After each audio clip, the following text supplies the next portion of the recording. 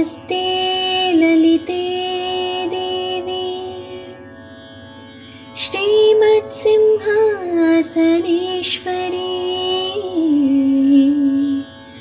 भक्तानामिष्टदे मातः अभिरामे नमोस्तुते.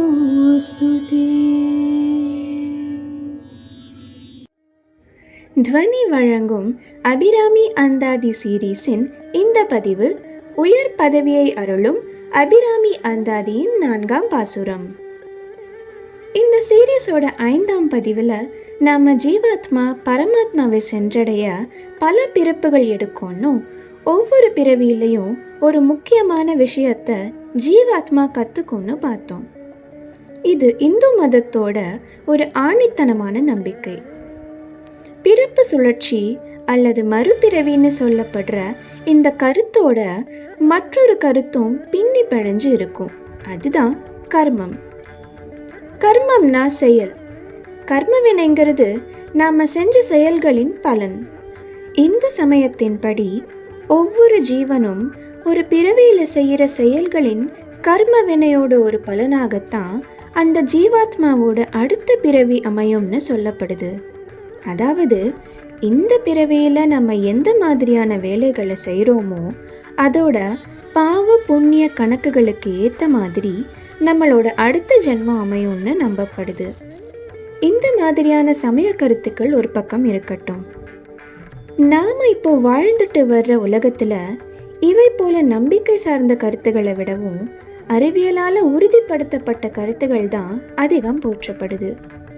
மறுபிறவி, கர்மவினை எல்லாமே வெறும் நம்பிக்கை சார்ந்தவை மட்டுமே. ஏன்னா அதுக்கு ஒரு அறிவியல் ரீதியான ஆதாரத்தை தேடுறது கடினம்தான். நடைமுறைப்படி யோசிக்கலாமே, இதெல்லாம் எதுக்கு சொல்லப்பட்டிருக்கும்னு யோசிச்சு பார்த்தா ஒழுக்கம்ங்கிற ஒரே காரணம்தான் என் சிந்தைக்கு எட்டுது. நாளைக்கான ஒரு பயம் இன்றைய செயலை சீர்படுத்தும் தானே. அந்த எண்ணம் ஒருத்தருடைய மனசில் இருந்தாலே அவர்களோட செயல்கள் முடிஞ்ச வர நல்லதாகத்தானே அமையும். ஒழுக்கத்தை பயத்தோட காரணமாக ஒருத்தர் பின்பற்றலாம். அதாவது தப்பு செஞ்சால் தண்டனை உண்டுன்னு பயந்து ஒரு வெளிப்புற தாக்கத்தினால பின்பற்றலாம்.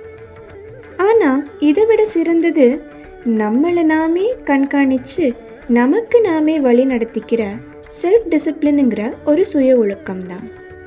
நம்மோட எண்ணங்களையும் செயல்களையும் கவனித்து சீர்படுத்த ஒரு நல்ல வழி மைண்ட்ஃபுல்னஸ்.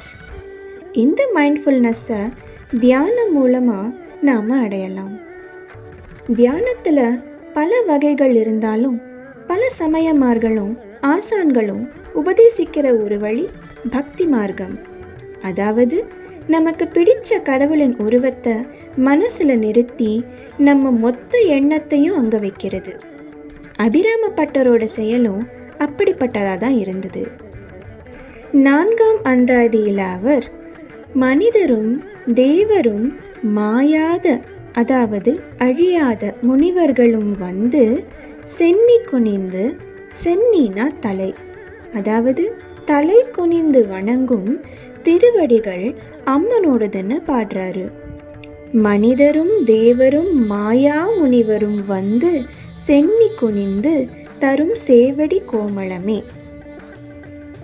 கொன்றை மலரும் குளிர் தரும் பிறை சந்திரனும் பகீரதின்னு பெயர் உடைய கங்கையும் பாம்பையும் அணிந்து காட்சி தரும் புனிதரான சிவபெருமானும் நீங்களும் என் மனசில் நீங்காம நிறைஞ்சு இருக்கணும்னு கொன்றைவார் சடைமேல் பனி தரும் திங்களும் பாம்பும் பகீரதியும் படைத்த புனிதரும் நீயும் என் புந்தி எந்நாளும் பொருந்துகவேன்னு பாடுறாரு.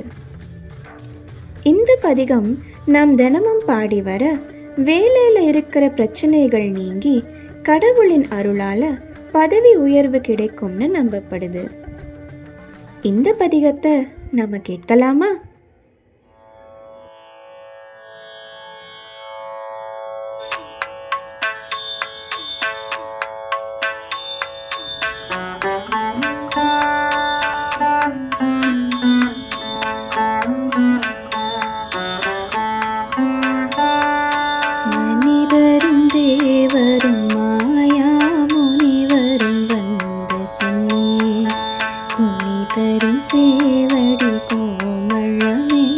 கொன்றைவார் சடைமேல் கனி தரும் திங்கள்